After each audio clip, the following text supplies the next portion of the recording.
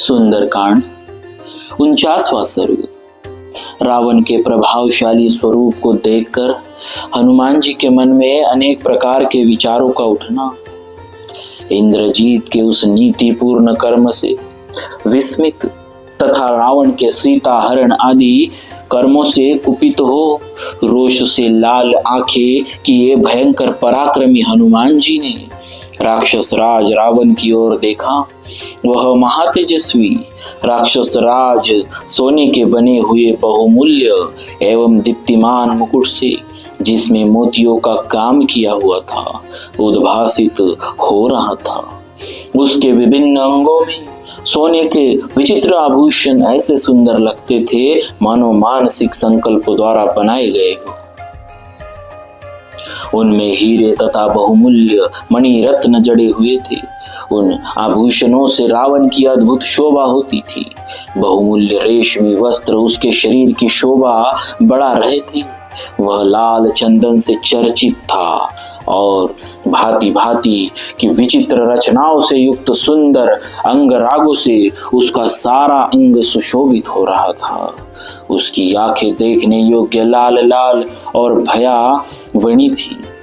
उसने और चमकीली तीखी एवं उसकी बड़ी दाढ़ तथा लंबे लंबे ओठों के कारण उसकी विचित्र शोभा होती थी। वीर हनुमान जी ने देखा अपने 10 मस्तकों से सुशोभित महाबली रावण नाना प्रकार के सर्पों से भरे हुए अनेक शिखरों द्वारा शोभा पाने वाले मंदराचल के समान प्रतीत हो रहा है। उसका शरीर काले कोयले के ढेर की भांति काला और वक्षस्थल चमकीले हार से विभूषित था। वह पूर्ण चंद्र के समान मनोरम मुख द्वारा प्रातः काल के सूर्य से युक्त मेघ की भांति शोभा पा रहा था, जिनमें केयूर बंधे थे। उत्तम चंदन का लेप हुआ था और चमकीले अंग शोभा दे रहे थे। उन भयंकर भुजाओं से सुशोभित रावण ऐसा जान पड़ता था मानो 5 सिर वाले अनेक सर्पों से सेवित हो रहा हो। वह स्फटिक मणि के बने हुए विशाल एवं सुंदर सिंहासन पर, जो नाना प्रकार के रत्नों के संयोग से चित्रित विचित्र तथा सुंदर बिछौनियों से आच्छादित था, बैठा हुआ था।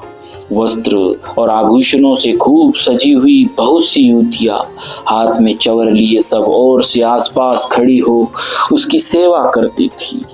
मंत्र तत्व को जानने वाले दुर्धर, प्रहस्त्र, महापार्श्व तथा निकुंभ, ये 4 राक्षस जातीय मंत्री उसके पास बैठे थे। उन 4 राक्षसों से घिरा हुआ बलाभिमानी रावण 4 समुद्रों से घिरे हुए समस्त भूलोक की शोभा पा रहा था। जैसे देवराज इंद्र को सांत्वना देते हैं, उसी प्रकार मंत्र तत्व के ज्ञाता मंत्री तथा दूसरे शुभ चिंतक सचिव उसे आश्वासन दे रहे थे। इस प्रकार हनुमान जी ने मंत्रियों से घिरे हुए अत्यंत तेजस्वी सिंहासनारूढ़ राक्षस राज रावण को मेरु शिखर पर विराजमान सजल जलधर के समान देखा। उन भयानक पराक्रमी राक्षसों से पीड़ित होने पर भी हनुमान जी अत्यंत विस्मित होकर राक्षस राज रावण को बड़े गौर से देखते रहे। उस दीप्तिशाली राक्षस राज को अच्छी तरह देखकर उसके तेज से मोहित हो महाबली हनुमान जी मन ही मन इस प्रकार विचार करने लगे, अहो, इस राक्षस राज का रूप कैसा अद्भुत है, कैसा अनोखा धैर्य है, कैसी अनुपम शक्ति है और कैसा आश्चर्यजनक तेज है। इसका संपूर्ण राजोचित लक्षणों से संपन्न होना कितने आश्चर्य की बात है। यदि इसमें प्रबल अधर्म न होता तो यह राक्षस राज रावण इंद्र सहित संपूर्ण देवलोक का संरक्षक हो सकता था।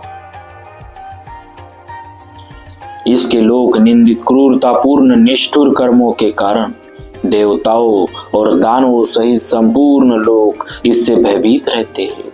यह कुपित होने पर समस्त जगत को एकारणों में निमग्न कर सकता है, संसार में प्रलय मचा सकता है। अमित तेजस्वी राक्षस राज के प्रभाव को देखकर वे बुद्धिमान वानरवीर ऐसी अनेक प्रकार की चिंताएं करते रहे।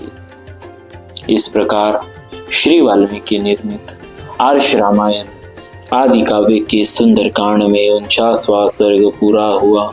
बोलिए श्री सीताराम जी महाराज की जय। भक्तवत्सल भगवान की जय।